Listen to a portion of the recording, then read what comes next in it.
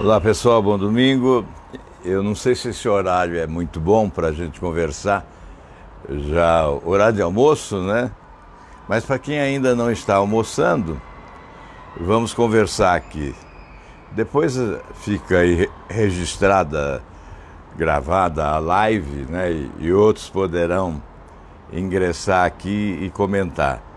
Eu coloquei há pouco, né? Há pouco não, há 2 horas, uma notícia aqui que o Congresso deve votar na próxima semana, ou nessa semana ainda, no próximo dia 11, pelo menos é o que está programado, aquele projeto de lei de número 4, né, que é um projeto do governo. O governo mandou para o Congresso pedindo 248,9 bilhões de reais.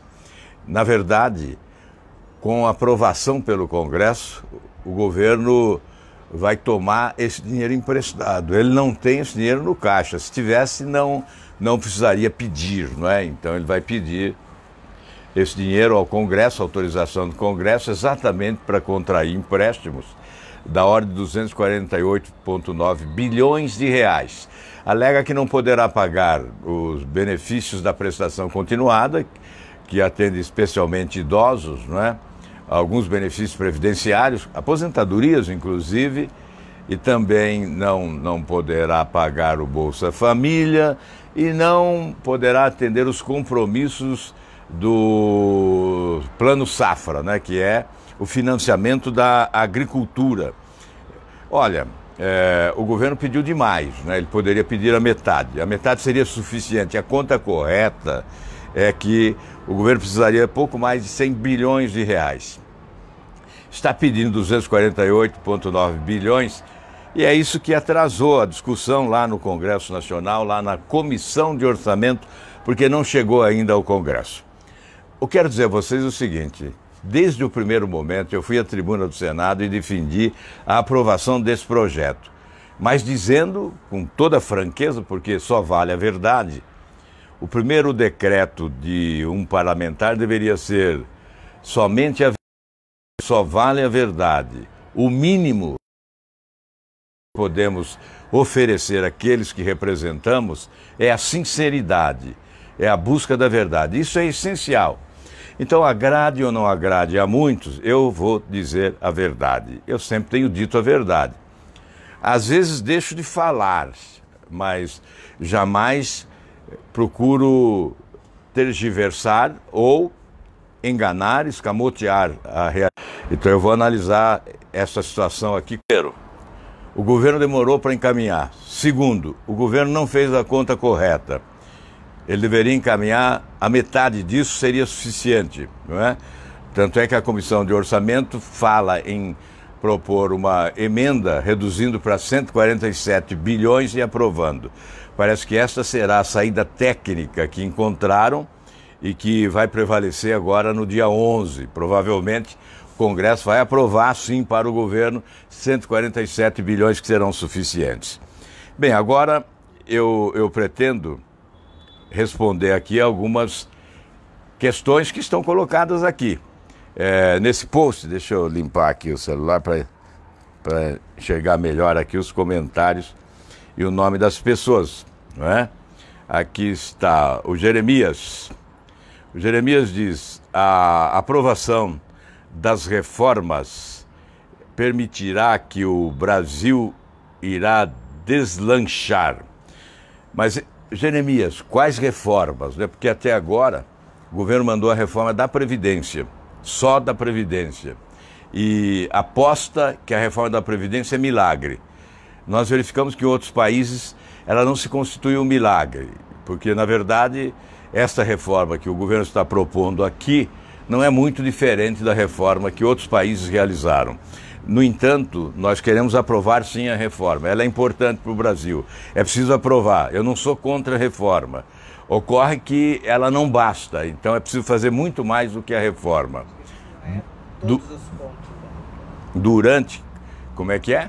Tem muita gente aqui se manifestando contra a reforma. Sim, exatamente porque essas pessoas entendem, como eu, que a reforma não salva o Brasil, não retira o Brasil do buraco em que se encontra. Sacrificar os menores, o que certamente choca essas pessoas que estão contra a reforma, é o fato do governo até agora não ter cobrado dos grandes devedores. Aliás, o próprio governo é devedor da Previdência. Os bancos públicos, Banco do Brasil, por exemplo, a Petrobras, por exemplo, deve e não deve pouco à Previdência. Então, se nem o governo paga o que deve, se os bancos que obtiveram lucros fantásticos, né, os 5 maiores bancos, e aí inclui-se o Banco do Brasil, entre os 5 maiores, tiveram um lucro em 3 meses de mais de 20 bilhões de reais. Então, na verdade, é preciso cobrar dessa gente, ou pelo menos dizer por que o governo não consegue receber. Isso não foi dito até hoje, né? São mais de 400 bilhões, o governo está pedindo agora 248 bilhões. Os grandes devedores devem mais de 400 bilhões de reais à Previdência. Então, é preciso esclarecer isto, não é? É preciso dizer o que está acontecendo. A população precisa saber, não é? A reforma vai gerar emprego? Aí é que está, a reforma vai gerar emprego, né? Não vai gerar emprego como pretende o governo. O governo anuncia que a reforma geraria 4 milhões de empregos, 5 milhões de empregos em 2 anos. Eu vi isso, o presidente dizendo isso. Me perdoem, vamos ser sinceros, não é por aí. Não vai gerar empregos. O que ocorre é que, se a reforma for um desestímulo, ela pode. Desestímulo por quê? Porque aumentou a contribuição. Aumenta a contribuição, aumenta os anos a serem trabalhados. Especialmente aquela questão da transição, né? Há quem tenha que trabalhar mais 1 ou 2 anos para se aposentar e, com a aprovação da reforma, terá que trabalhar aí 10, 17 anos a mais, enfim, isso é que tem que sido colocado, né? Então isso pode provocar uma reversão de expectativa. O trabalhador, ao invés de contribuir, deixa de contribuir e vai para a informalidade. Esse também é uma possibilidade que pode ocorrer. Mas eu quero responder aqui, hoje o assunto... Responda ao Robson, onde é que você estava nos 16 anos do PT? Onde que eu estava, Robson? Eu pergunto, aonde você estava, Robson? Você existia? Porque se você faz essa pergunta, você devia estar na Cochinchina, porque no Brasil você não estava. Ou pelo menos você não estava interessado. Quem é que mais bateu no PT esses 16 anos? Eu desafio você, eu publiquei uma separata, está aí. Quem quiser ver por meio eletrônico, está no meu portal. Os 10 mil dias de combate à corrupção. O combate à corrupção sempre foi a minha prioridade, Jobson. Você não tem o direito de falar essa bobagem. Você está demonstrando ignorância. Me permita ser também indignado nesta hora, porque esta é uma mania de gente que se alienou durante muitos anos, depois se apaixonou por alguém na política agora e vem aí dizer bobagem, não sabe nada.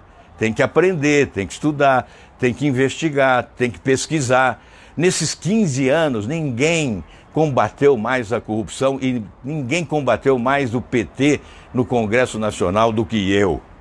Isto é preciso dizer com clareza, não só com discurso, mas com ações, com CPIs que propus, CPIs, com representações ao Ministério Público que deram origem a inquéritos que foram instaurados, especialmente na Petrobras. O último, 19 representações só em relação à Petrobras.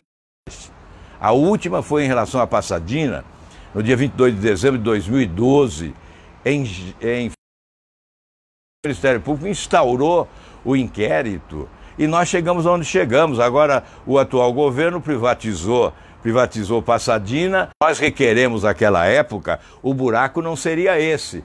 Então, o senhor Robson, são sempre coerente, não só no governo do PT, até no governo do meu partido, quando eu era do PT. Exatamente por isso, porque quis instalar uma CPI para apurar a corrupção na época no governo. Então, olha, vamos colocar as coisas no seu devido lugar. Eu quero esclarecer uma coisa aqui com muita tranquilidade, muito respeito a todos vocês. mesmo aqueles que estão fazendo essa indagação, não é? Muitos aqui estão dizendo que... Deixa eu ver alguns aqui que colocaram, né? São muitas as... A maioria aqui questiona o seguinte: tem que cortar, como o presidente Bolsonaro disse que pode cortar aposentadorias, que não terá dinheiro para pagar as aposentadorias. Então a maioria diz aqui, ó, que suspenda os pagamentos dos políticos e tire os privilégios deles. Quem diz é a Terezinha Lopes. A Terezinha Lopes é que diz isso. Aqui tem Nathaniel, tem... aqui outro aqui, ó. O Claures Alencar.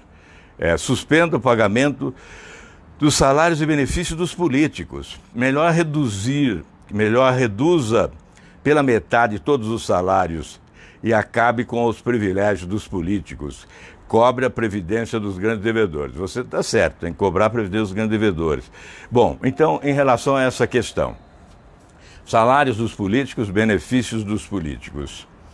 Primeiro, eu quero dizer o seguinte: não seria suficiente, mesmo que zerasse tudo, não pagasse um centavo para ninguém. Só banqueiro ia ser senador e deputado, só milionário, sem salário, zero de salário, não seria suficiente para resolver esse problema. Por quê? Qual é o orçamento do Senado neste ano? 4 bilhões. É pouco? Não, é muito, tem que cortar. Eu reduziria pela metade. Vocês sabem que eu trabalho para reduzir o número de senadores, deputados federais, estaduais, vereadores, desde 99. Eu não tenho tido êxito e também o apoio popular é pequeno para pressionar o Congresso nessa direção, que seria cortar na própria carne. Então eu posso dizer com tranquilidade: quanto é que o presidente da República está pedindo nesse momento? 248,9 bilhões de reais. E qual é o orçamento do Senado neste ano? Para tudo: salário, saúde, viagem, passagem, gabinetes, funcionários, tudo, 4 bilhões. Então veja a diferença. Vamos ser francos, vamos trabalhar com a verdade.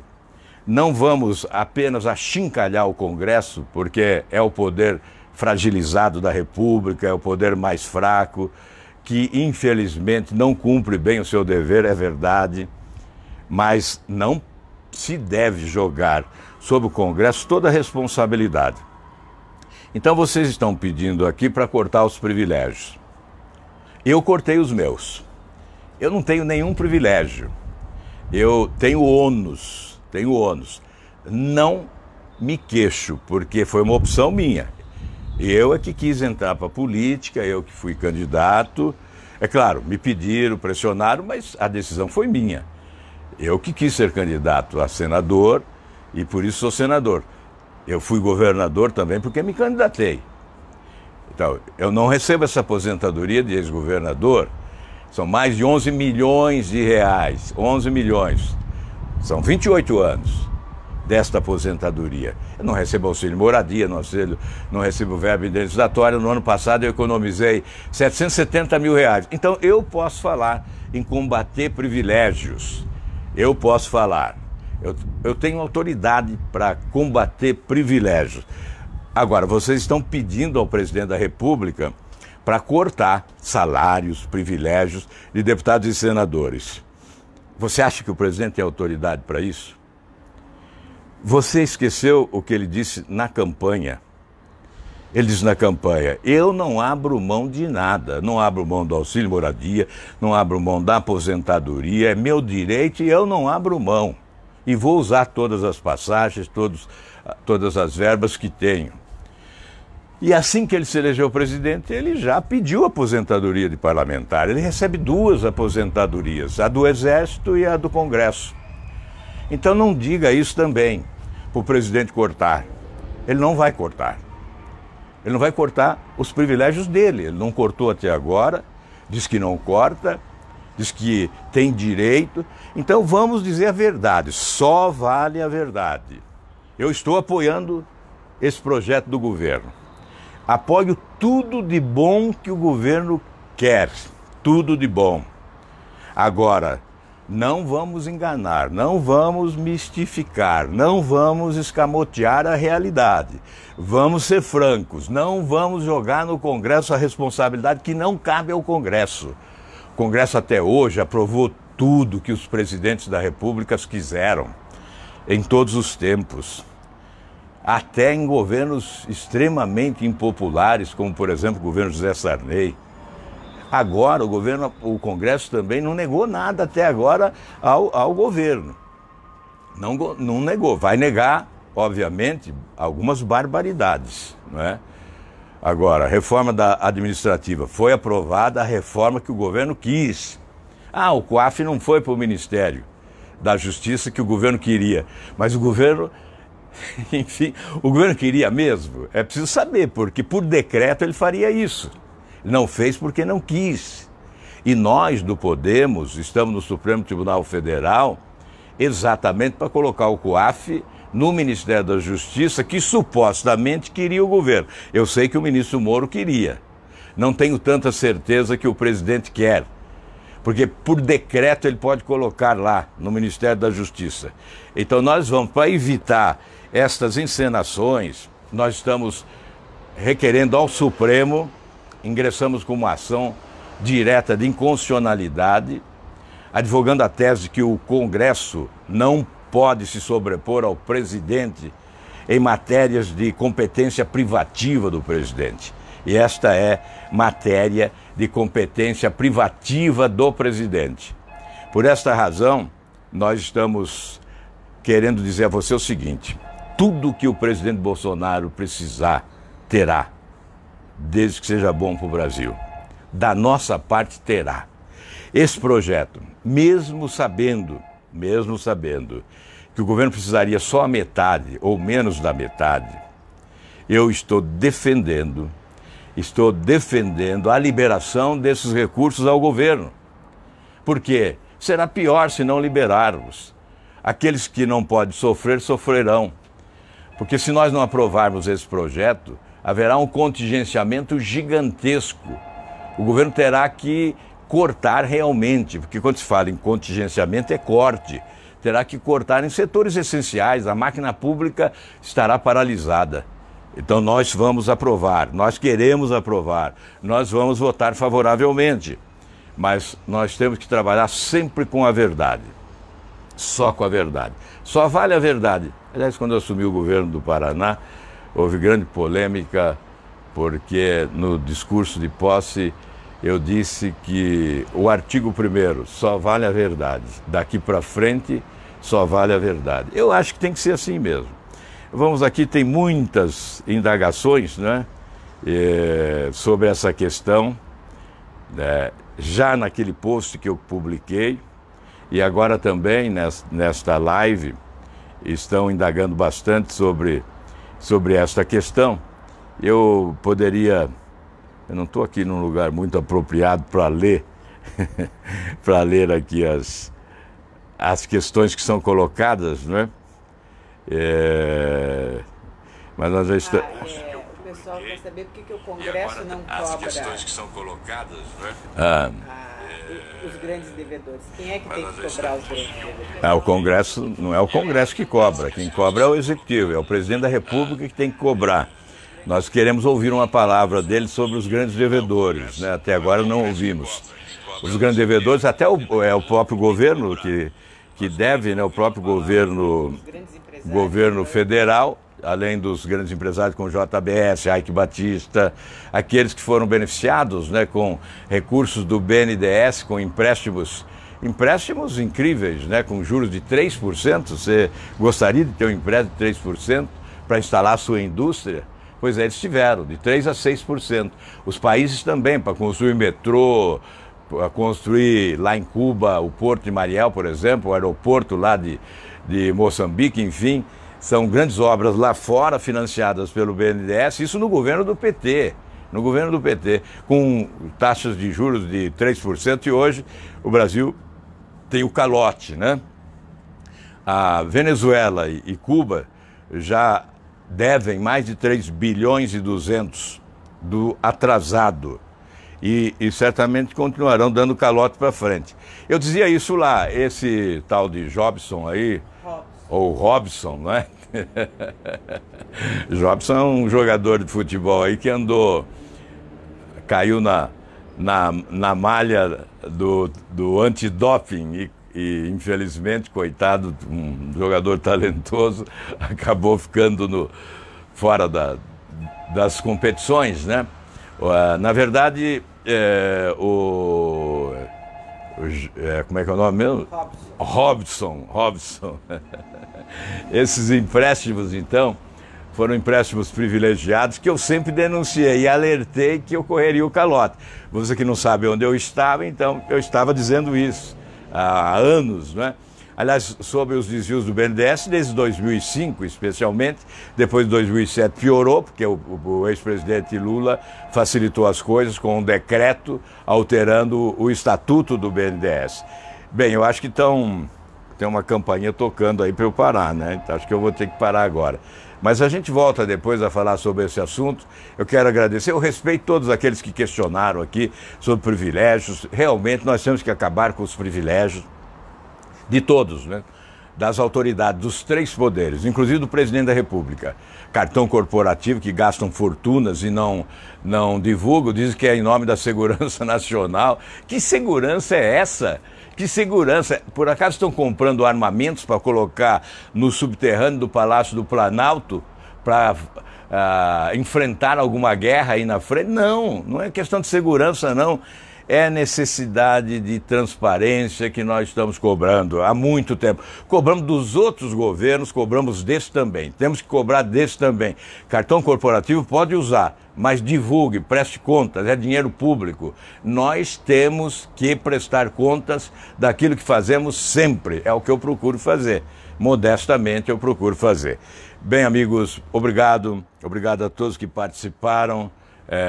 Hoje eu procurei ser um pouco veemente em relação a essas questões, porque eu acho que vocês merecem a verdade. Nós podemos nos apaixonar por causas, não é?